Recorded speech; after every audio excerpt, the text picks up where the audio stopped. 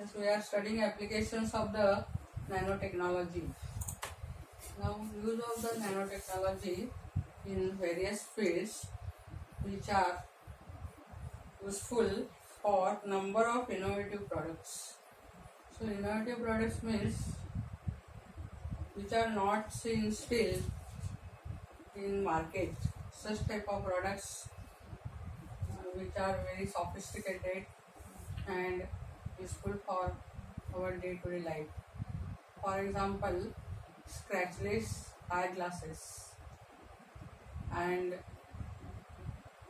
resistance to the crack resistance paints are also prepared here, or sunscreen which are transparent sunscreen.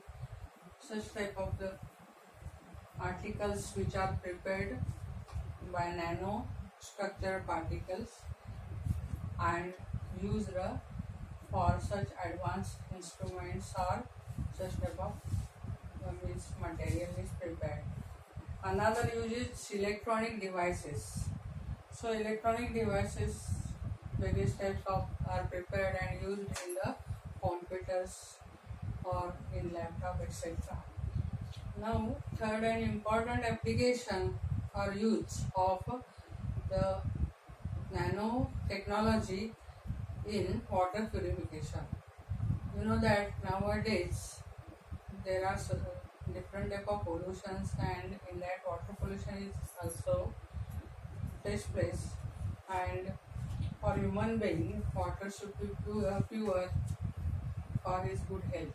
Okay, so here for the purification of water, some nanostructures means, for example, silver nanoparticles are used in water purifiers. So these water purifiers contains the nanoparticles which are made up from the silver.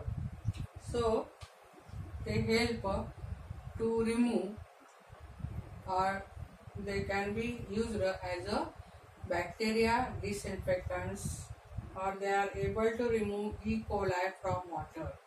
So it is one of the very important use. तर पाणी आपल्याला म्हणजे पितो आपण रोज किंवा वापरतो आपल्या म्हणजे खाण्यापिण्यासाठी, तर ते प्युअर असणं गरजेचं आहे. तुम्हाला माहिती आहे की आजकाल वॉटर पोल्युशन पण झालेलं आहे, त्याच्यामुळे बॅक्टेरिया आणि अनवॉन्टेड बरेचसे असे त्या ठिकाणी मायक्रो ऑर्गॅनिझम असतात, आणि त्यांना रिमूव्ह करण्यासाठी आपण सिल्वरचे नॅनो पार्टिकल्स असलेला असा प्युरिफायर तयार करून तो यूज करू शकतो. नेक्स्ट काय की लोटस हे प्लांट तुम्हाला माहिती आहे ते मडमध्येच म्हणजे ग्रो होतं, पण त्याचे जे काही लीव्ज आहेत ते लीव्ज हे सुपर हायड्रोफोबिक नेचरचे असतात, आणि ते त्यांच्यामध्ये असलेल्या नॅनो स्ट्रक्चरमुळे त्यांनी तयार केलेल्या नॅनो पार्टिकल्समुळं त्या ठिकाणी वॉटर त्यांच्यावर टिकत नाही, आणि ते वॉटरला रिपेल करतात प्रत्येक वेळेला, आणि आपली जी लीव्ज आहेत ती लीव्ज क्लीन ठेवायचा ते नेहमीच काय करतात प्रयत्न करतात.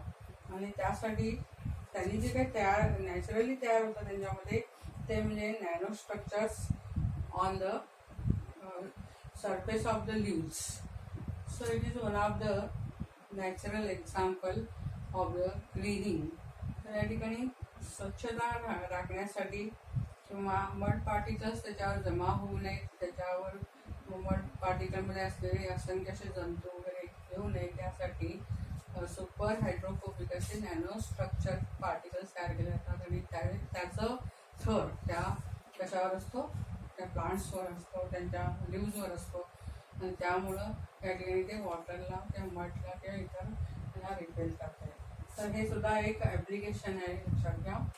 त्यानंतर आपल्याला नॅनो पार्टिकल्स आणि नॅनो टेक्नॉलॉजीचे काही ॲडव्हान्टेजेस आणि डिसॲडव्हान्टेजेस पण थोडक्यामध्ये बघायचे आहेत. तर ॲडव्हान्टेजेसमध्ये काय की तुम्हाला माहिती आहे की सोलर पॅनल्स उभी केली जातात, आणि सोलरच्या पॅनलच्या सहाय्यानं इकॉनॉमिकली त्या ठिकाणी म्हणजे सोलर पॉवरसाठी त्या ठिकाणी काही इकॉनॉमिकली एनर्जी स्टोरेजेस डिव्हायसेस तयार केले जातात, आणि त्याच्यामध्ये नॅनो टेक्नॉलॉजीचा मोठ्या प्रमाणात वापर केला तर सिलिका नॅनो पार्टिकल्स असतील किंवा जे काही या ठिकाणी सूर्यप्रकाश एकत्रित करून एनर्जी प्रोड्यूस करणारे असे ॲल्युमिनियम सारखे किंवा ॲल्युमिना या ह्याच्यापासून तयार केलेले जे काही पार्टिकल्स आहेत नॅनो पार्टिकल्स त्याचा उपयोग इथं आपल्याला होतो आणि त्यामुळे जास्तीत जास्त स्टोरेज त्या बॅटरीजमध्ये त्या सीट्समध्ये होतं आणि मग त्याचा उपयोग हा इलेक्ट्रिकल एनर्जी तयार करण्यासाठी पण होतोय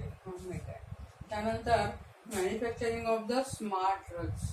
तर ड्रग्स तयार करत असताना फ्लोरोसंट त्याच्याबरोबर असे पार्टिकल्स ॲड करून नॅनो पार्टिकल्स आणि फ्लोरोसंट नेचरचे म्हणजे शरीरामध्ये गेल्यानंतर सुद्धा आपल्याला ते लेझरच्या फॅनवर डिटेक्ट करता येतात. अशा प्रकारचे स्मार्ट असे ड्रग्स ह्यामध्ये तयार केले जातात. त्यानंतर या ड्रग्सचा वापर एकतर कॅन्सरसारखे डिसिजेस डायबिटीस सारखे डिसिजेस क्युअर करण्यासाठी विदाउट साईड इफेक्ट यूज केले जातात आणि म्हणून ही जी काही नॅनो टेक्नॉलॉजी आहे स्मार्ट ड्रग्स तयार करण्यासाठी खूपच उपयुक्त आहे.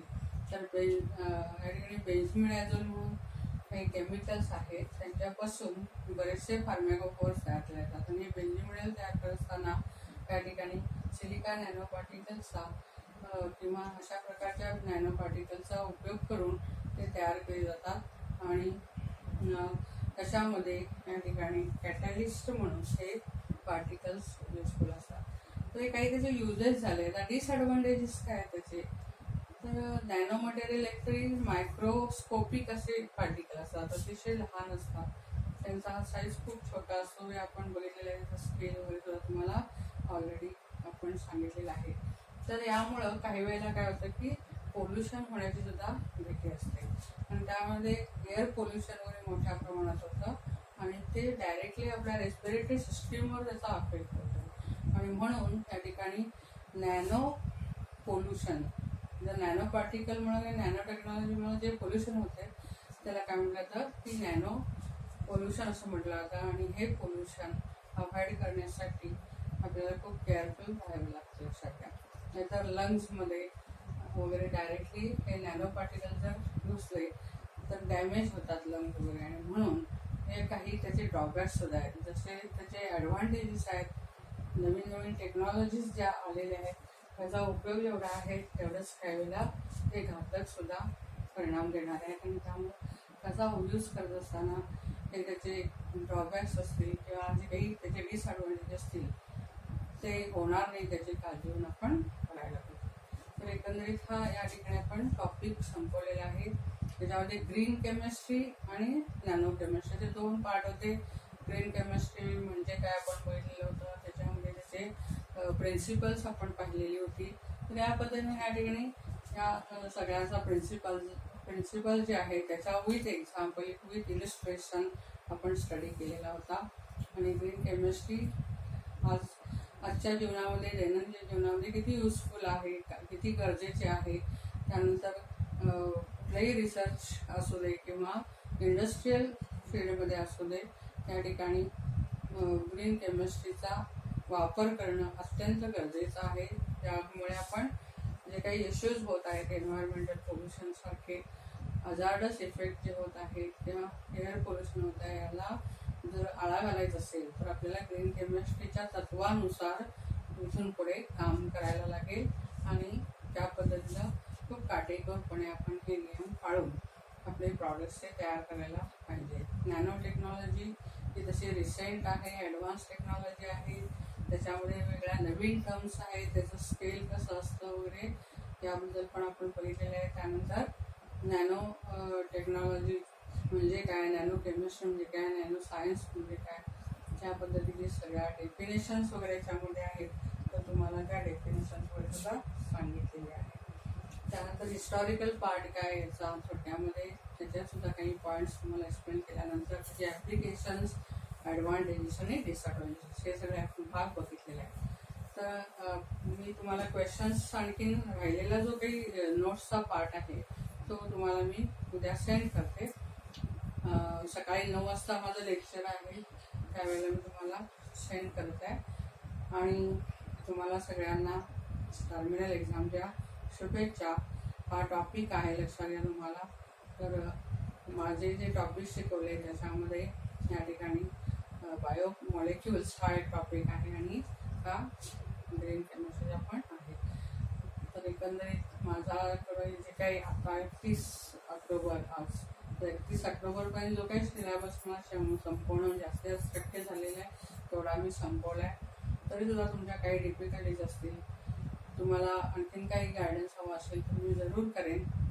पण तुम्हाला माहीत आहे की आज मी रिटायर होत आहे आणि इथून पुढचं जे काही कामकाज आहे ते NR पाटील मॅडम सेकंड सेक्शनचं बघतील आणि एवढे सर फर्स्ट सेक्शन बघतील, किंवा जे काही न्यू टीचर येतील ते सुद्धा तुम्हाला शिकवू शकतात. पण सध्या तरी या कॉलेज चालू झाल्याशिवाय तुम्हाला नवीन टीचर वगैरे मिळणं थोडंसं अवघड वाटते. बघू, तो भाग दुसरा आहे. तुम्हाला काही सांगणार त्याबद्दल फारसं हे सांगायचं नाही, परंतु एकंदरीत माझ्याकडचं जे काही जेवढं मॅक्झिमम तुम्हाला देता येईल सांगता येईल सांगितलेलं आहे तेवढं तुम्हाला काही अडचणी असेल तर जरूर मला विचारा. आणखी मी तुम्हाला सहकार्य करायला केव्हाही तयार आहे. तर क्वेश्चन्स मी जे देते ते सोडवा. प्रत्येक टॉपिकवर क्वेश्चन दिलेले आहेत ते सोडवा. आता तुमची टर्मिनल एक्झाम आलेली आहे, नाही तर मी याच्यावर टेस्टसुद्धा तुम्हाला दिल्या असत्या, पण जे क्वेश्चन्स दिलेले आहेत तेच टेस्ट म्हणून सोडवा. म्हणजे तुम्हाला त्याचा सुद्धा किंवा तशा प्रकारचे क्वेश्चन्स जे काही बुकमध्ये पण आहेत ते सुद्धा तुम्ही काय करून घ्या, सोडून घ्या. म्हणजे तुम्हाला त्याचा निश्चितच एक्झामसाठी पण उपयोग होईल. So all the best. तुम्ही एक्झाममधून रिकाम झाल्यानंतर मी जरूर कॉलेज चालल्यानंतर एक दिवस तुमच्याकडे येईल, तुम्हाला भेटेल. ओके.